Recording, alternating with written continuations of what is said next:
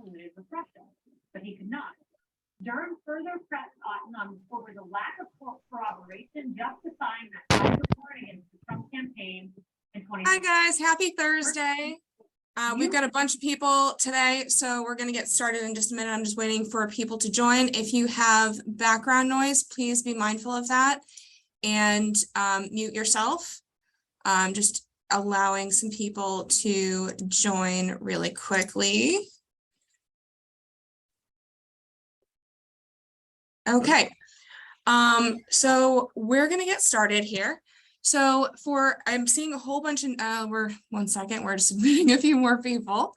So for any of you who this is your first Life Plan 360 training, welcome and thank you for joining us. My name is Kendra Rhodes and I do these trainings noon Eastern time every Thursday. So if you have not been on the last couple of trainings, the last 2 weeks we have gone through how do you sit down with a banking prospect and how do you build them a plan and what do you do with that. And if you would like copies of those trainings, please feel free to email me. Please be mindful of any background noise that you might have. So I'm going to put my email in the chat really quick. Okay, so that is my email. I just put it in the chat for anybody who needs the trainings for the last 2 weeks. We've gone through the software, how to build the plan, how to set everyone up that way. Today, I would really like to expand on a new topic. And today we are going to talk about annuities. And bear with me just 1 minute. How do I get to presentation mode? From beginning. Okay.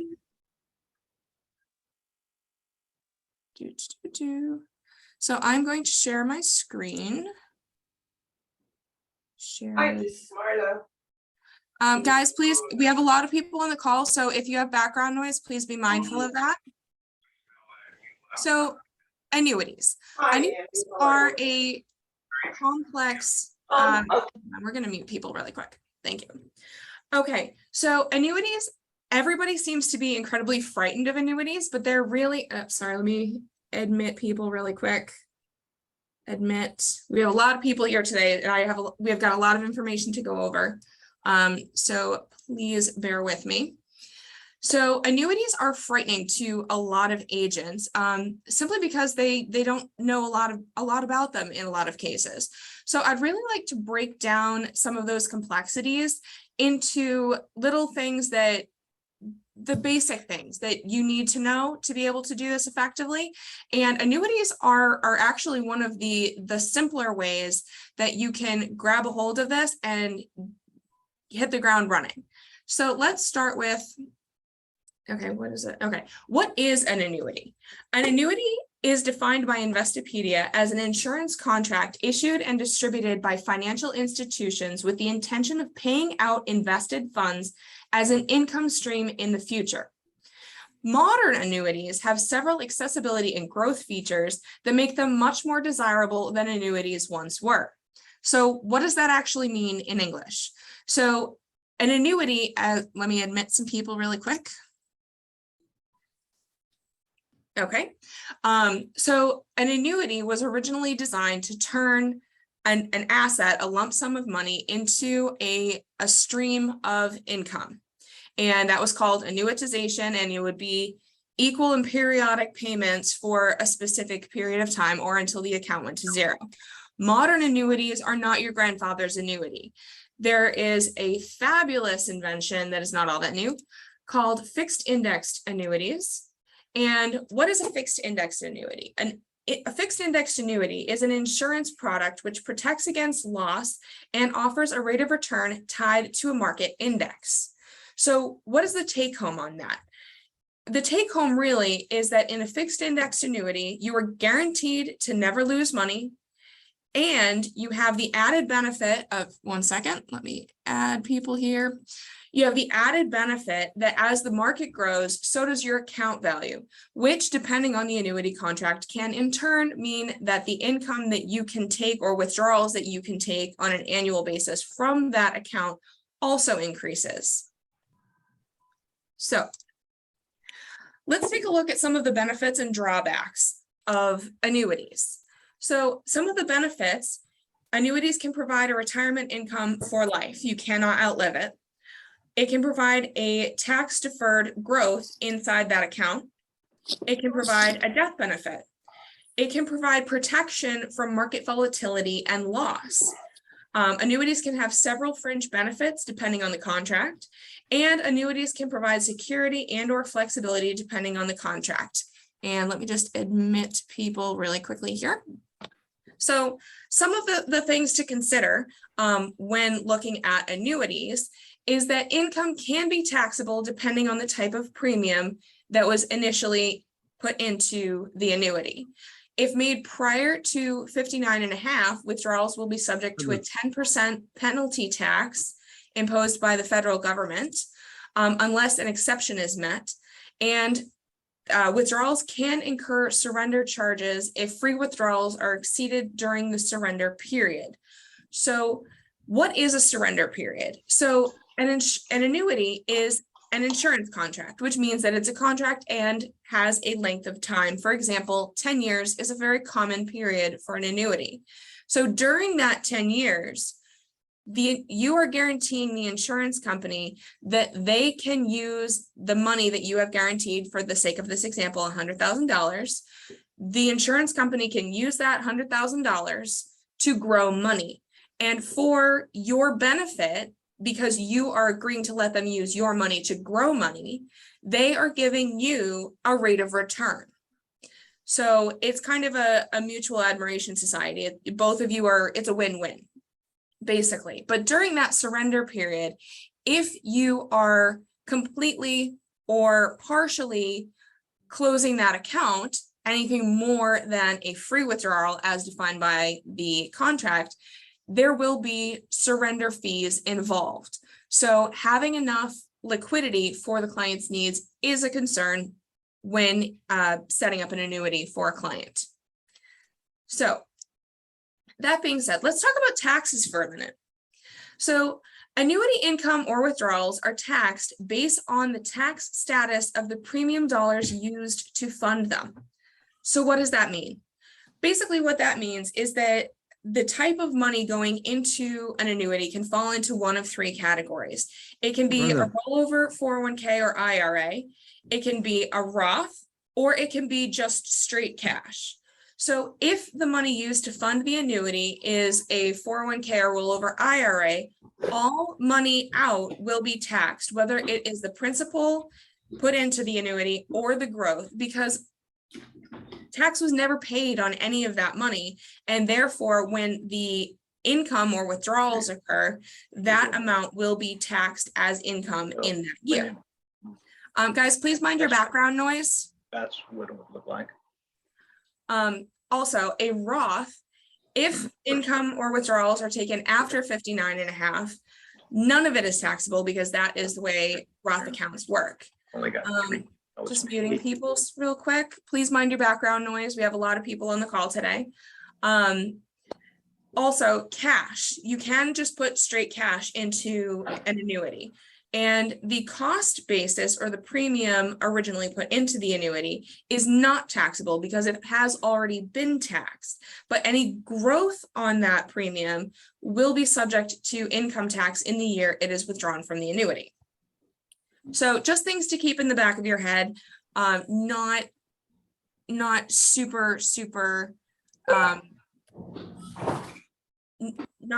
necessary to know every single detail of every single account, but it is important to you to understand the basic functionality of how taxes will impact your client's future outcome with annuities.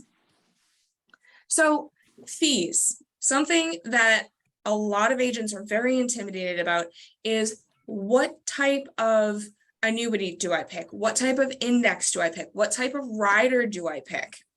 And I actually have one very simple rule on this. If it has a fee, chances are I'm ignoring whatever that is. Because when picking an annuity, it is very, very important to consider fees. So an annuity contract can have fees inbuilt to the contract It can have a fee on a rider benefit. It can have fees associated with an index that you choose to use to grow the account with. So let's explain how fees work. So if a client has a $100,000 account balance and there's a 1% annual fee, let's say it's an inbuilt fee to this type of annuity. In a down year, meaning that the market has dropped, so your client is getting a 0% interest credit to their account, that 1% fee still needs to be paid in that year. So the end of year balance becomes $99,000 because that fee still needed to be paid. So if you have $100,000 and there's a 1% fee, that's $1,000 that's going toward that fee, but there's no interest being credited. So now the account value is $99,000. Does that make sense to everybody? So for those of you who are new here, I'm very, very into class participation. So please feel free to ask questions. I do try to mind the chat, but if I'm not answering your question in the chat, let me know. And okay, so with a fee, we've just determined that in a down year, a fee can reduce the value, the total value of that account. Can we truly say that you will never lose money in your annuity if there is a fee associated with that annuity? Anybody? No. No, we can't. We can't. So if we are selling a product to a client saying, I can guarantee that you are never going to lose money, for you to fulfill on that promise, you can't be considering products that have fees. And you have to be very, very careful with the products that you look at, because some of them illustrate really, really well. And those fees are hidden somewhere, maybe on a rider, on an added benefit that they have a rider on, but that rider costs. Or maybe there is a really great crediting strategy that has a fabulous participation rate, but to get that participation rate, there's an added cost. So it's kind of like Vegas, guys. The house always wins. So when they're giving you something, you have to read the fine print, because there's always something associated with it. And we'll talk more on that in a minute. So that being said, I wanted to talk about some example fringe benefits of annuities, because modern annuities do have a lot of fringe benefits that annuities 20, 30, 40 years ago certainly did not. A lot of them are now coming with guaranteed lifetime income or guaranteed lifetime withdrawal benefits, which basically means that you have there's a calculation involved, but that annuity will guarantee a percentage of the account value for the rest of the client's life without annuitizing the account. So they still have complete control of the account, but they can also have income from it. Wellness benefits. And what a wellness benefit is that you have additional access to account value or a multiplier on income if the annuitant is unable to perform activities of daily living unassisted. And I'm being deliberately vague on that because it varies from contract to contract what specifically that wellness benefit will entail, but that's the basic premise of one. And to a lot of people, especially who are headed into retirement, that can be a huge selling point for people who are concerned about long-term care, because long-term care as insurance, as we all know, is very expensive and sometimes prohibitively so. So that might be a big selling point, especially for some of our older clients. Also, another fringe benefit that is popular among annuities is a spousal continuation benefit. So bear with me 1 second. I'm just admitting some people. We have a lot of people today, so there's a lot going on. I apologize. So a spousal continuation is that when the annuitant passes on, the spouse of that annuitant, if they are the primary beneficiary, can choose to continue receiving annual withdrawal payments as opposed to getting a lump sum death benefit to that account, which is also very useful, especially when you're talking about taxable income. Because if all of a sudden there's, say, $500,000 account balance that spouse gets all in 1 year, it's all taxable right now. versus if they continue to take those income withdrawals, then only the piece that they're taking becomes taxable in that year. Does that make sense to people? Yeah. Okay, good. So these are benefits that are commonly included. They're not included in every contract. Other contracts may have other benefits. I just want to expose people to common ones. Where did my mouse go? There we go. Okay. Has anybody ever heard of a bonus annuity? Certain percentage adding with the annuity, is that one you're talking? I'm sorry? Certain percentage, like a 5% or a 6% or something, like adding with that amount. Is that one you're talking? Yes, I've heard of a bonus annuity. Okay, good. Yes. So a bonus annuity is a bonus product that offers a percentage of the initial premium as a bonus to be added to the account value in year one. So basically, if your initial premium is $100,000 and there's a 10% bonus, your initial premium year one is going to be $110,000. Guys, please mind your background noise. Okay. But this sounds really good, right? Yeah. So why would anybody ever not do a bonus annuity?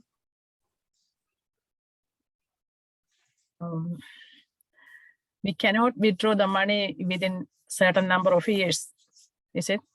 And, Well, I mean, in theory, that is true of any annuity contract because there's always a free withdrawal in is any. any penalty? I'm sorry? Is there any penalty in the behind of that? There are higher fees down the road. That is actually very close.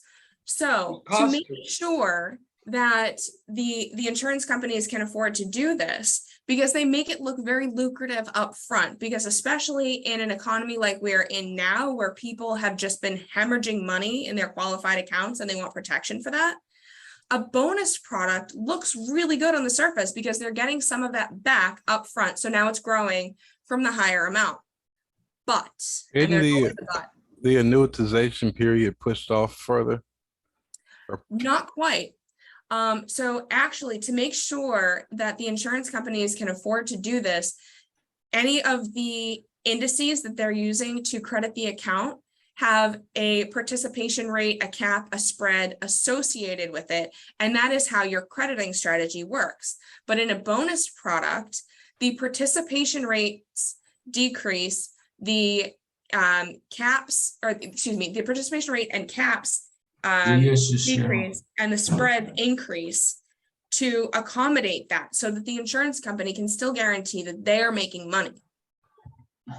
Does that make sense?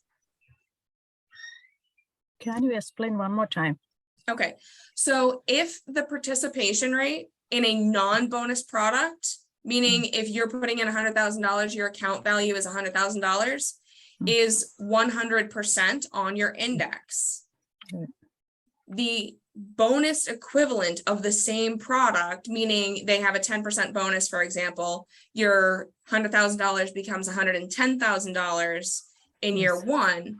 They have now decreased your participation rate from 100% to like 80%. Okay. So as your account grows, the non-bonus product is going to grow significantly faster. So you're not really getting anything. It balances itself out, and really apples to apples, the unbonus product will outperform the bonus product in 3 to 4 years. Okay. So that is something to be acutely aware of when looking at annuities, because a bonus product on the surface looks great. Why wouldn't we want a bonus? But there's always a downside. So you have to look at the whole picture when thinking about these things. Does that make sense? Yes. Yes. Okay. What is the definition of a participation rate? So basically what a participation rate is if you have an index, is everybody familiar with the S&P 500? Yeah. Okay, so the S&P 500 is the top 500 companies in the American market.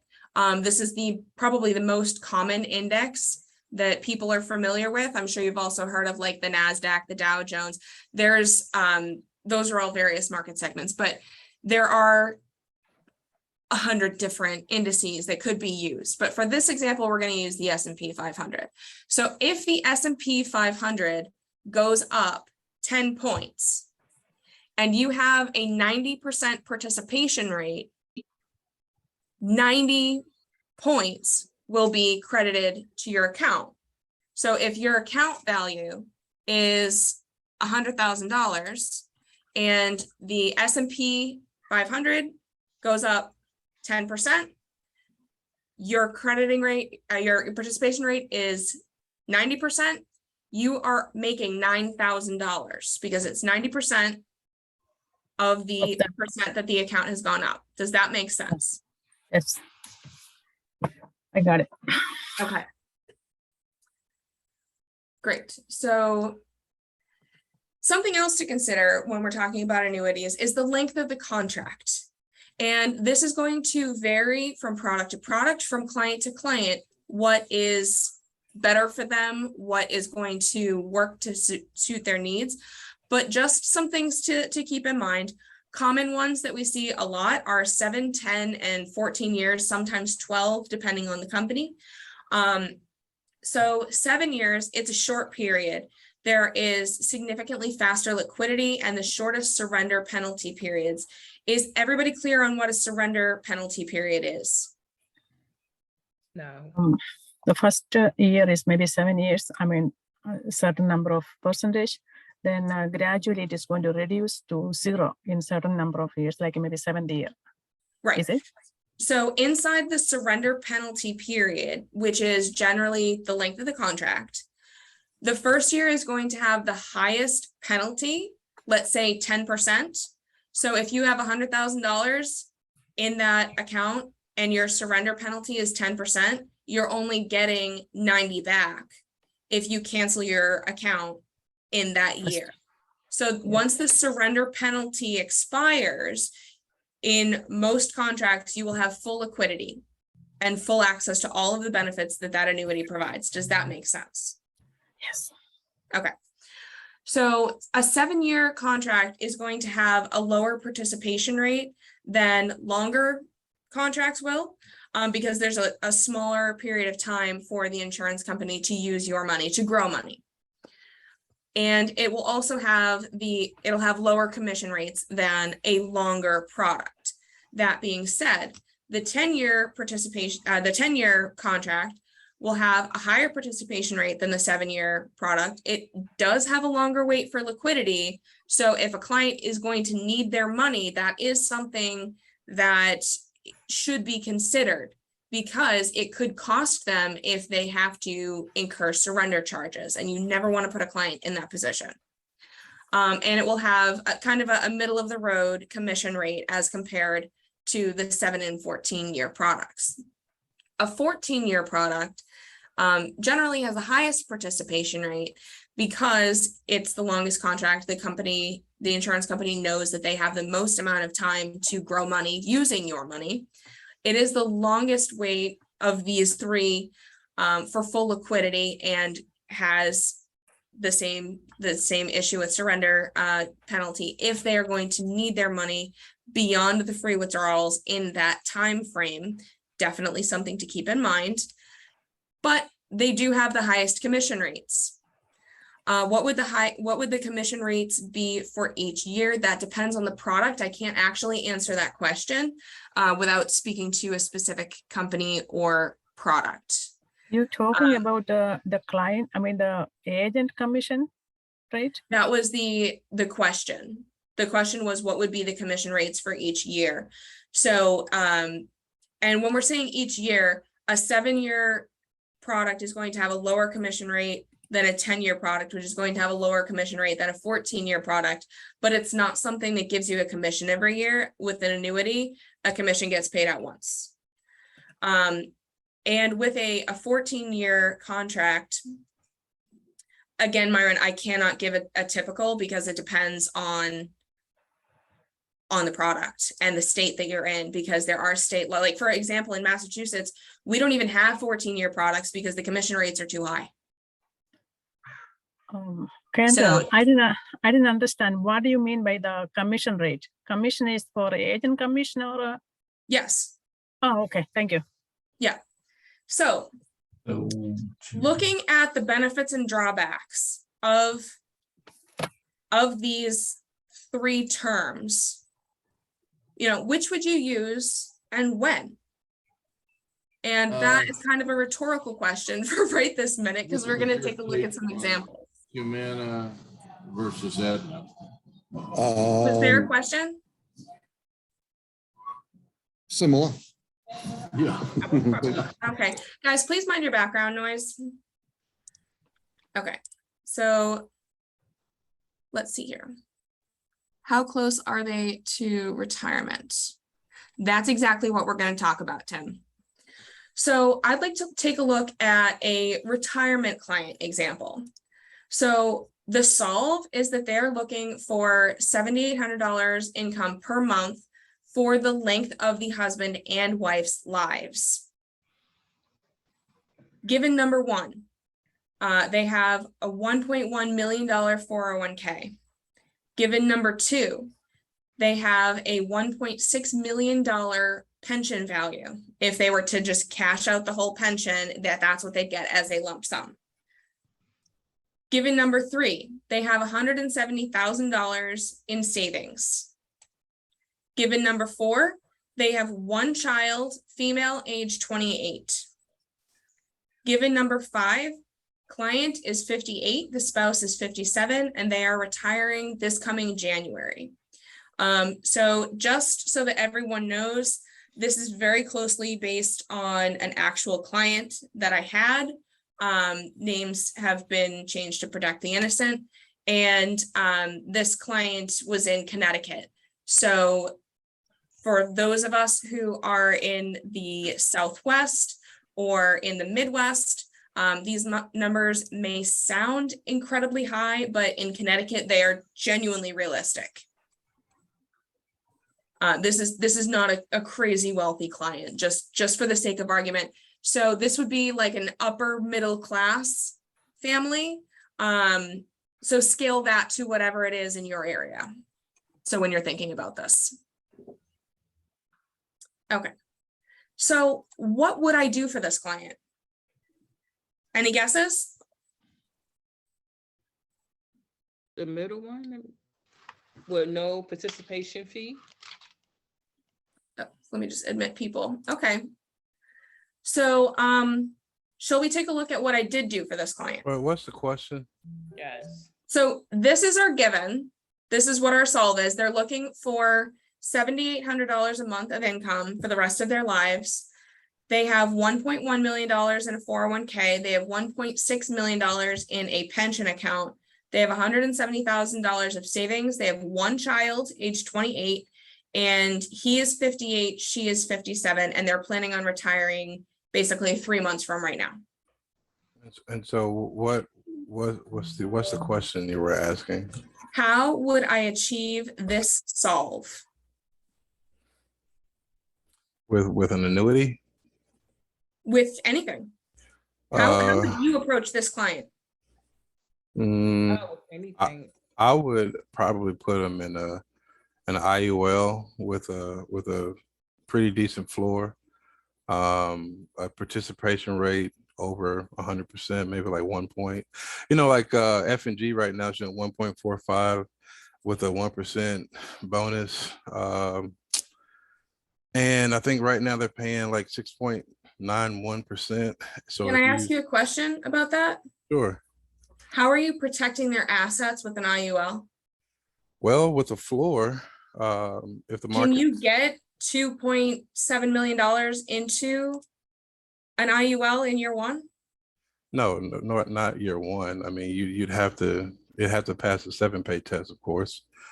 Right. So how are you protecting this client? And they're also 58 right now. So wouldn't the cost of insurance be very high? No, you could solve for a very low initial face amount because it sounds like they're looking for income, not the death benefit. So I would go with the bare minimum amount of insurance so that the policy is not a mech.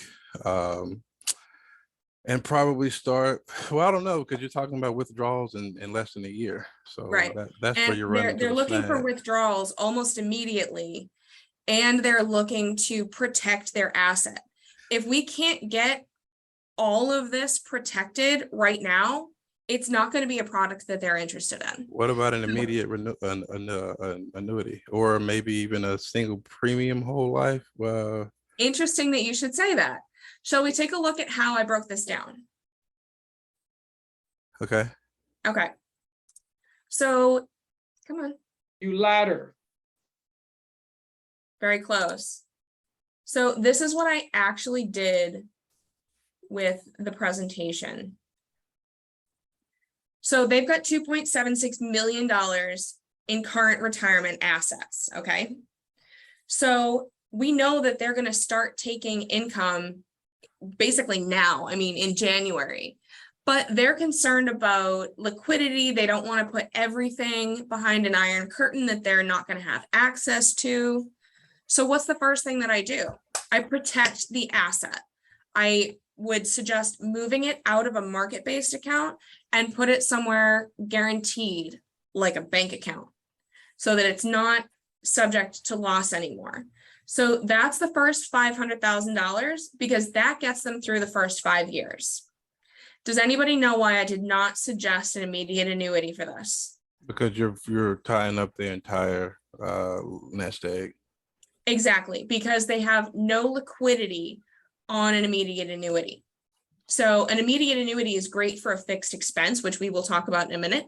But for an income, they are now subject only to that income that is designated by contract.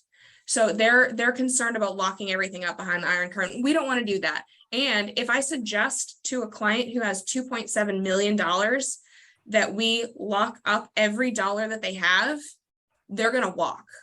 They're going to be very concerned that we're just all about the commission and not doing what's in their best interest. So that's how we're going to achieve their first 5 years, is by making it protected, by making sure that it's not subject to loss. And $100,000 a year for 5 years is actually $8,300 a month, not $7,800 a month. So we're giving them a little bit of flexibility there as well. But we can guarantee that they will have it because it's not going to lose money in a bank account. So for years 6 through 10, what I did here was I ran an illustration for a 5-year annuity, because this would have 5 years to grow before they start taking any income from it. But again, I can guarantee beyond a shadow of a doubt that this annuity will produce at least $100,000 of income for 5 years. Why can I guarantee that? This is a fixed indexed annuity. Well, that's why. Well, that's not why. The reason I can guarantee that $100,000 of income is because we're putting $500,000 into it. What's 500,000 divided by 5 years? 100,000. 100,000. But when Exactly. you said it was a fixed index, so they're guaranteed a minimum Their interest guarantee rate. is zero. Whoa. They're guaranteed to at least not lose money. Okay. But if this product, and thinking about the current situation, can I guarantee that a client is going to make money year one? It depends on the product. Yes. Unless they're in a fixed account, I cannot guarantee that they are going to make money year one. Especially right now, the government just announced that we're heading into a bear market. Everything's going down. So, I mean, if I was to start this right now, I might suggest that they start out in a fixed account for year one, but it's certainly not going to produce amazing gains.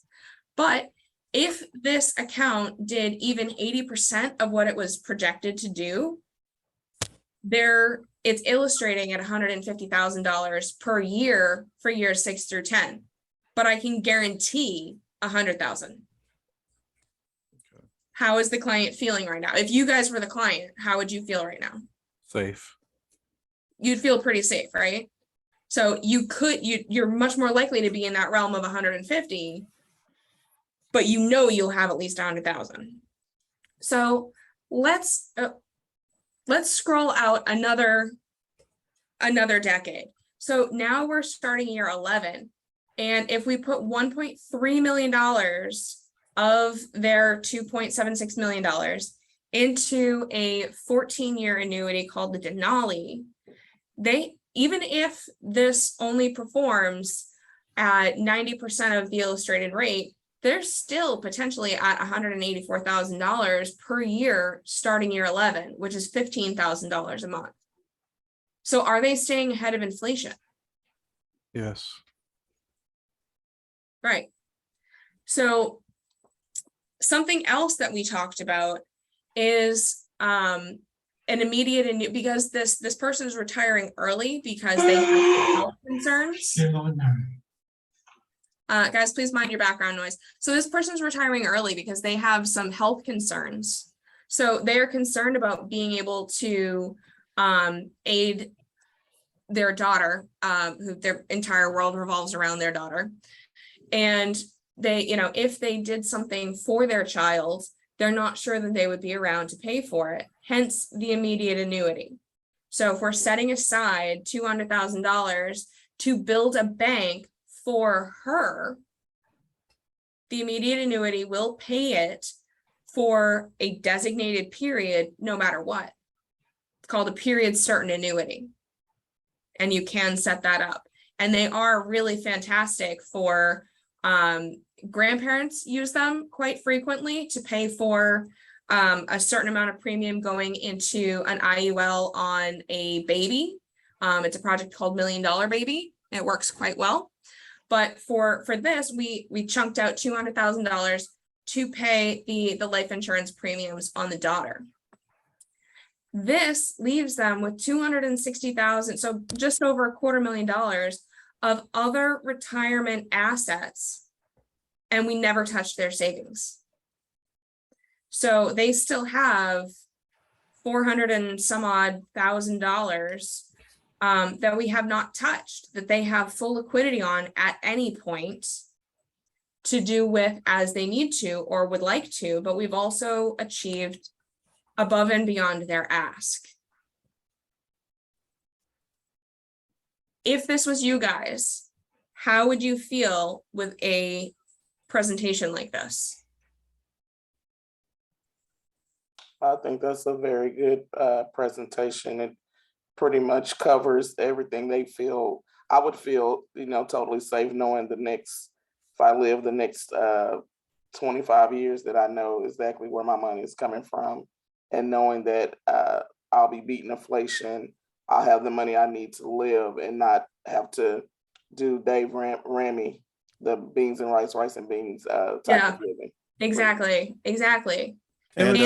Timothy asked a great question in the comments, and that was my first thought, was does this family have any life insurance currently? Does this family have any life insurance?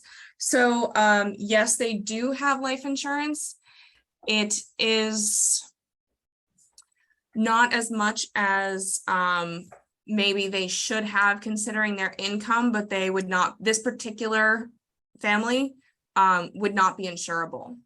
Like that is genuinely why he's retiring at 58. Yeah, he's not insurable. Health issues.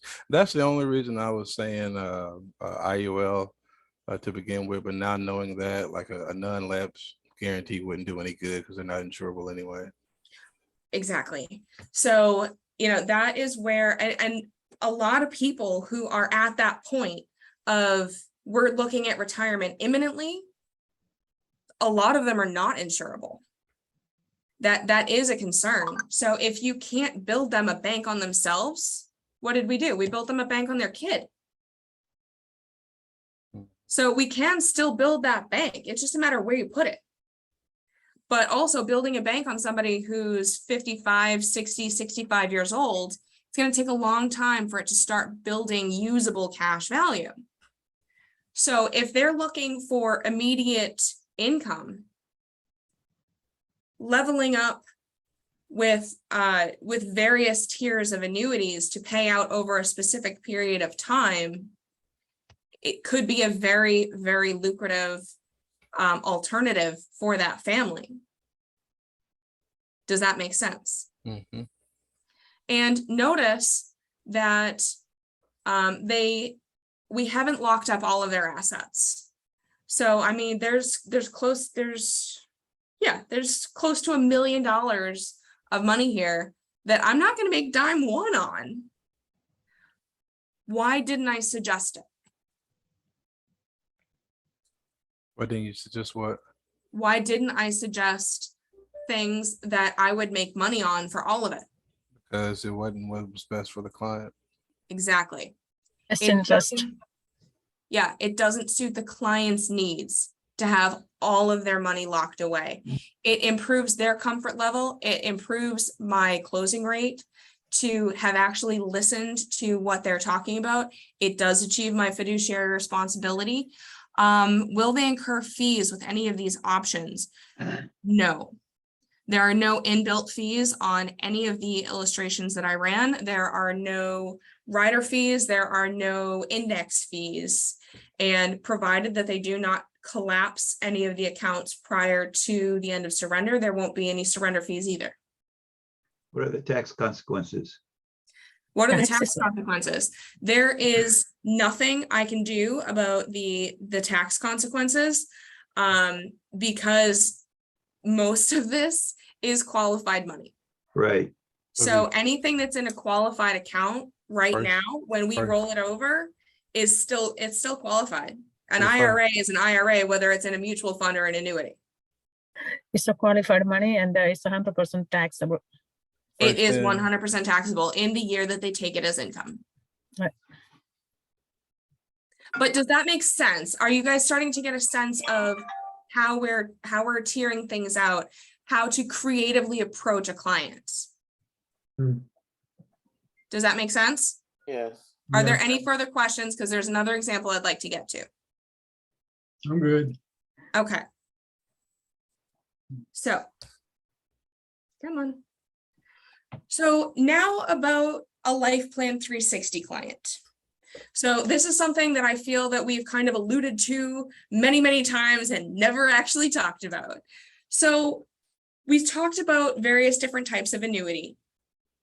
Thinking about our typical Life Plan 360 client, they're probably in their 40s. They are middle income, middle class, middle America people. What type of annuity would you use and why?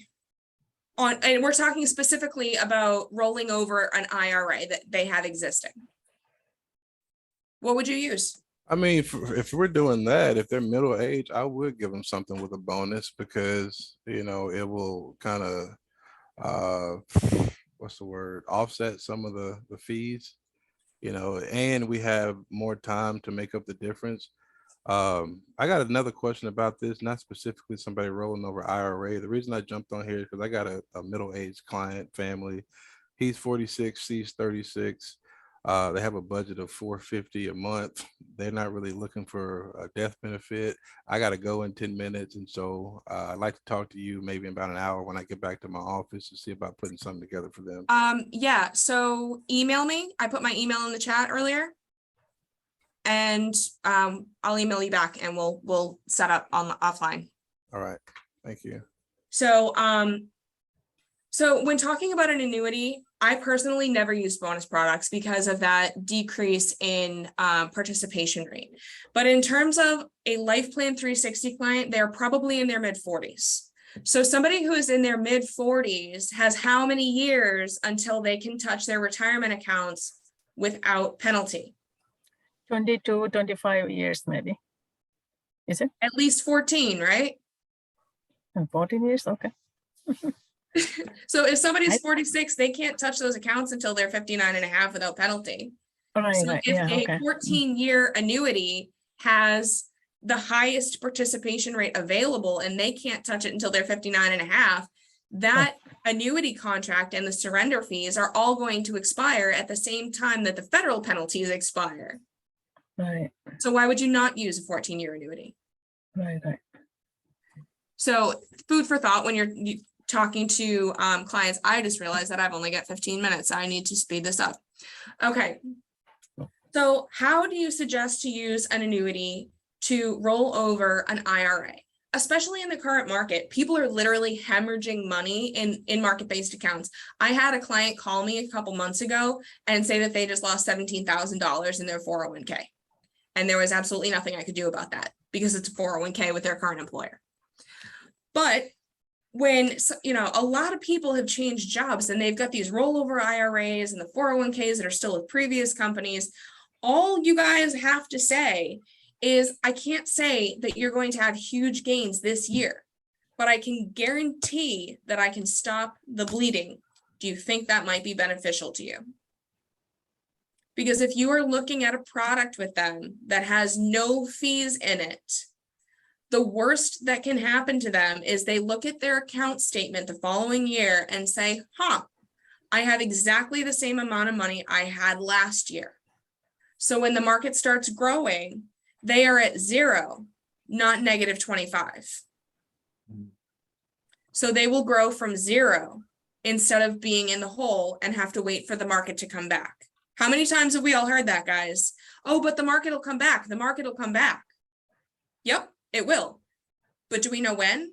Do we know how long that's going to take? No. Do we have a crystal ball to know how much the market is going to go up or go down or when it's going to do that? So when they say buy low, sell high, we all know that we should do this. Does anybody actually do this? No, because we don't have a crystal ball. We can't do that. So why wouldn't we hedge our bet with a solid foundation of guarantees? And along with, annuities are a big part of the retirement planning for a Life Plan 360 client, but everything that I do for a client is guaranteed. There is always a guarantee built into anything that I write for a client. I don't do this risky business. It's just stressful, and I would rather not be stressed out. So this approach can also be used for people that might not be a client yet or a prospect yet, that you can help right now with their retirement accounts. Like, how many people here have friends that complain about losing money in their IRAs? All of us, right? We've all heard this before. So that is something that you can very much do. Yeah, exactly. So I want to talk to you guys for a minute about prospecting. So how many of us have tried to tap into our warm market for our businesses? Anybody? Everybody. Okay. For the sake of time, I'm going to assume that most of us have. So guys, to be quite honest with you, you are more likely to make friends with your clients than you are to make clients of your friends. I'm going to say that again. You're more likely to make friends with your clients than to make clients of your friends. And here's why. When someone has known you for 10 years and they know what your profession is, it is very difficult for them to see you as something else. But they do very much value your opinion. So if you're a plumber or a teacher, they're going to look at you and go, what qualifies you to be a financial expert? Why are you all of a sudden talking to me about my retirement? But everybody knows that people know people. And if they're your friend, they value your opinion. So when they start talking about how the market is affecting their retirement accounts, or they say they don't know how to send their kids to college, or whatever it is that they're complaining about with their finances, all you have to say is, I know someone who might be able to help. They are a specialist in the field. Would you like me to connect you? That's it. That is all you have to say. And seriously, stop talking right there. Just stop talking. Do not vomit all of the information that you know on them. They're not going to be able to see you as the financial expert if they know you as Mike down the street, or they've known you for 20 years and you've been a plumber all that time. They're not going to be able to see you as a financial expert. So do not answer process questions. Well, how is this person going to do this? Just defer back to They're the expert. They're a financial consultant. They do this professionally. They'll be able to answer all of your questions. And you'd be more than happy to introduce this person. Okay, does that make sense to everybody? Is that something that you feel that you could actually do? Yes. Yes. Yes? Okay. I'm getting yeses from people, which brings me very happily to my next slide. Homework. I am giving you guys homework for the first time ever because we've been doing these weekly trainings week in, week out for quite a while, and it's time to take action, guys. It is very much time to take action, and I really want to see you guys succeed. So your homework today is to refer someone that you would like to do business with. Send that person's name to me. That is my email address. Okay, so the benefits to you. When this person makes an appointment, you get the experience of sitting with an actual client without the stress of having to know exactly what to say. Because I will do all of that stuff for you. You just get the benefit of the experience. So if any business is generated from you bringing this prospect in, my normal commission split is 60-40 because I'm actually doing the work, but I'm going to give you guys a bonus today. And everybody keeps accusing me of giving away the candy store, but this time I really am. So if that person makes an appointment before the next training, next Thursday at noon, 10:20, I will turn the commission split on its head.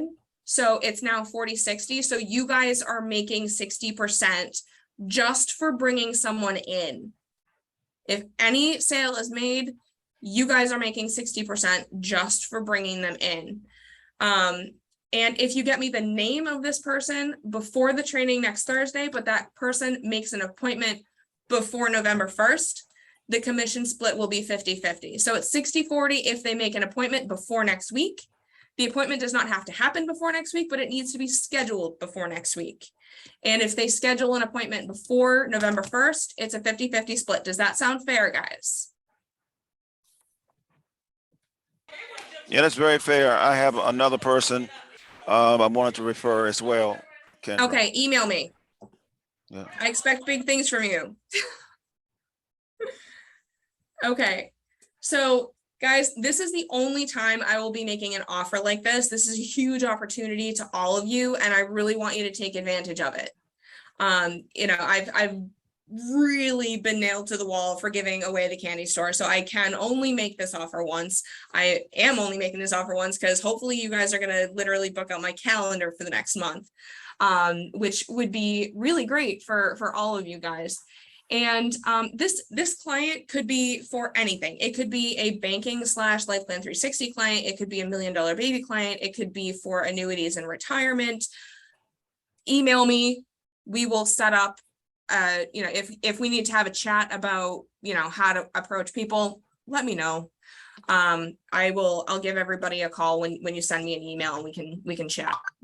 So something I really want you guys to think about is that the sooner you sit with clients, the sooner you make money, the sooner you can get the software so you can do the entire plan yourself. You'll become comfortable sitting with clients on your own, and the bigger your commissions will become because you won't have to do commission splits anymore.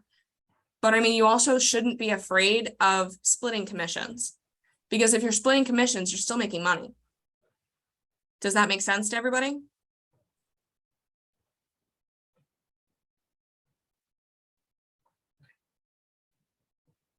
Good.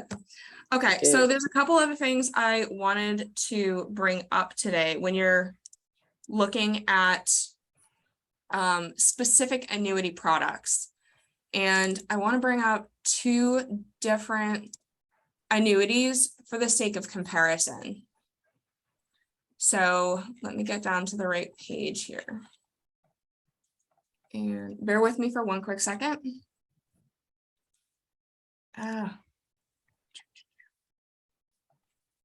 Oh, it closed on me.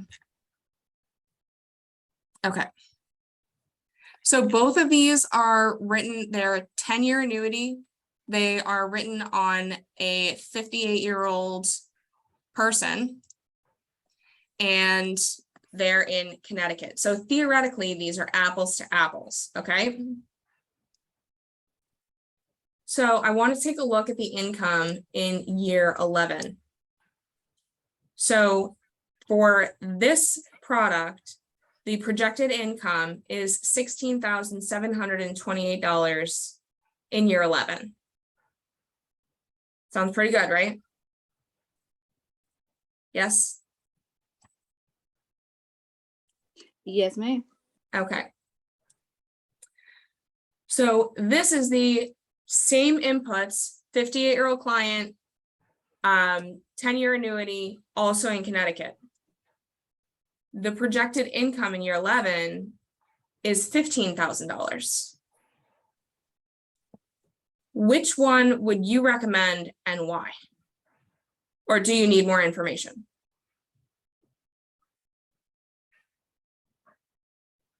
Can you show the first page one more time? Yep. This one in year 11 is projecting an income of $16,728. And the second one is projecting an income of $15,078.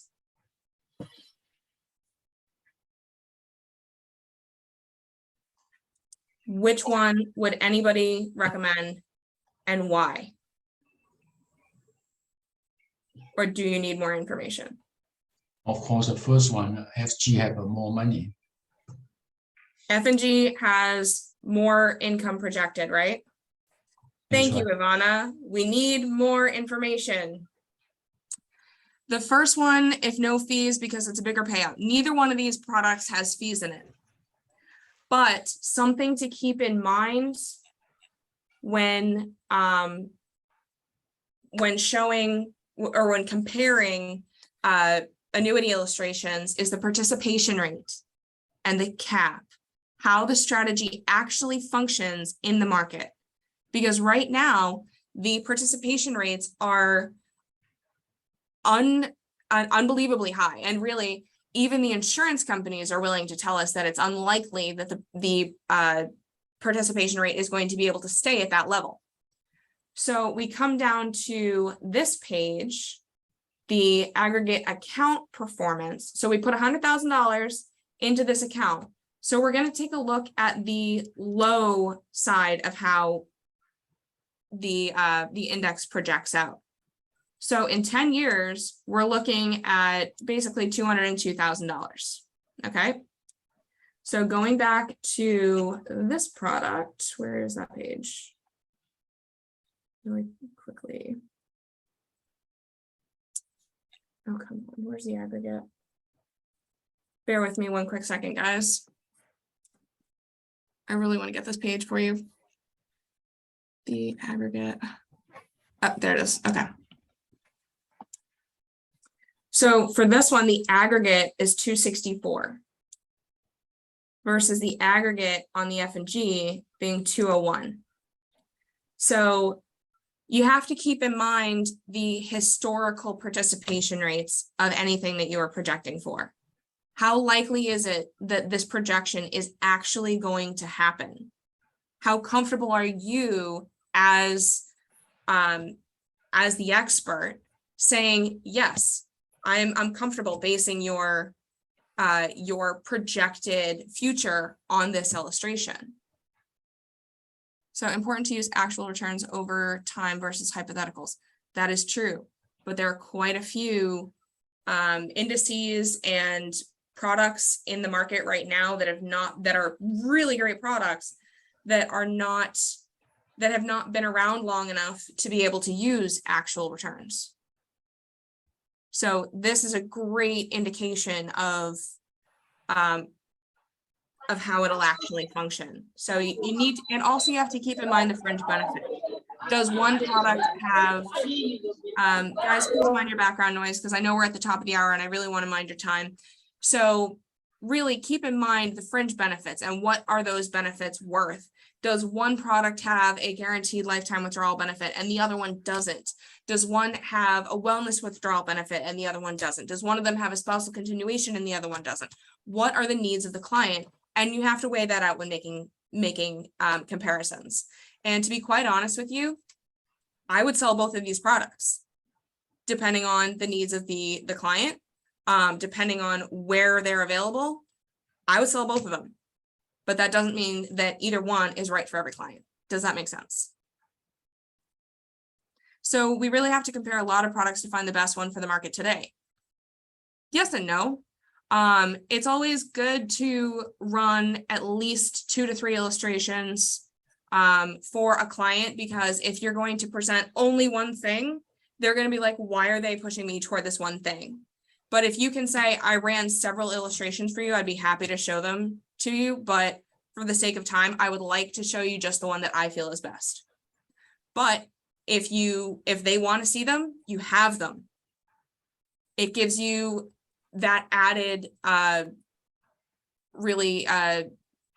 added, oh, this person actually knows what they're talking about. The left logic, I can't think of the word right now. But it makes you seem credible. It makes you seem like the expert that they are actually looking for, that you have done your due diligence to figure out what is best for them. And I could sell the one that has the lower projected income in 10 years, simply by showing them what I showed you guys, that the illustration is showing an artificially inflated participation rate that is unlikely to continue for the life of this contract. And I can show it to you right here. This is why I'm making the suggestion that I am. So it's not just what are you selling, but knowing why you're selling it. So to be quite honest with you guys, annuities are far easier to explain and assist a client in buying than a banking is. And it's a great way to break into banking, which is why I really wanted to make this presentation and have you guys start somewhere. So whatever kind of name you guys want to send over, please feel free to email me. I'm going to put my info in the chat again. I know I'm 2 minutes over. I apologize. I can. I usually leave more time for questions, comments, and concerns. If anybody needs to jump off at this point, I completely understand. My presentation is complete. I'm going to hang around for a couple minutes in case anybody does have questions, comments, and concerns. So any other questions? Can we get a recording of this? Yes, send me an email with your request. If anybody needs me to send them anything, email me. And just let me know what you're asking me for, whether you need a call back, whether you have questions about, talking to people, whether you have a question about making an appointment, whether you want a recording, let me know what you need and I will get back to you. Okay, well, I'm glad that this was useful for everyone, and for any of the new people, welcome. I do this every Thursday. I try to do various topics. If there's something that you would like to see, please email me, whatever, to let me know. I would be happy to do trainings on whatever is relevant and interesting to people. Yes, please do. And if there are no further questions, I will see you guys same time, same place next week. Yeah, this was a ridiculous kind of question, but can you sell them? You either sell them one or the other, or would it be possible to sell them both? Both what? Both of the plans. A banking and an annuity? Yes. That is the whole point. Yes. That honestly, if you've got a banking client that you're building them a bank and they've also got a rollover IRA, you want to set them up with a solid foundation of guarantees. You can guarantee their bank because it isn't a contracted life insurance policy. You can guarantee that IRA and remove any worry of market fluctuation from it by putting it in a fixed indexed annuity. So you're setting them up with a solid foundation of guarantees across the board for their current retirement savings and their banking plan. Does that make sense? Good? Yeah, good. What are the recommendations for carriers? Personally, for carriers in terms of banking, my personal favorite is Foresters, and I think next week I will probably be doing some Foresters builds and some comparisons on the cost of insurance and explaining all of that stuff. For annuities, a lot of the states that I write in do have the SILAC Denali, so I personally feel that that is one of the best. It has a lot of fringe benefits. The F&G Power Accumulator is the other one that I showed here today. That is also a very powerful annuity. And it's great for states that do not have access to the Denali. There are a couple of other very powerful carriers, and I would be happy to discuss that with you guys further. If anybody has anything specific, a specific client that they like to discuss. Again, what products you're looking at, and yeah, really what products you're looking at is going to be very specific to the client and what their needs and wants are. How do you know the laws per state? Which particular laws? Are we talking what products are available per state? I would say yes. Okay, so the products that are available by state, you can literally go to a carrier and ask. If, yeah, products available per state, you can literally go to a carrier and ask. Keisha, I believe you're in Texas. The Denali and the F&G are both available in Texas for the 10-year product on both. You don't have the 14-year Denali in Texas. But yeah, you can literally go to the carrier and ask. You can go to the carrier websites and they will tell you what is available. Illinois, oh, you're in Illinois and Indiana? Why did I think you were in Texas? I will have to look that up. Email me. I will look that up specifically for you. Yeah, but that is, you can literally go to the website, get a product brochure, it'll be listed on there. Yeah, they're very, very open with what products are available because they want you to sell them. Yes. I recently got a non-resident for Texas. Awesome. Awesome. But honestly, guys, reach out to me. Questions, comments, concerns, new clients, help with builds. Please reach out to me. This is what I do. I really want to help all of you succeed. So with that, if there are no further questions, I will wish you all a very happy weekend. And I will see you same time, same place next week. And hopefully I will be hearing from several of you before then to schedule appointments. All right. Have a great weekend, guys. And I will talk to you later. Thank you. Thank you.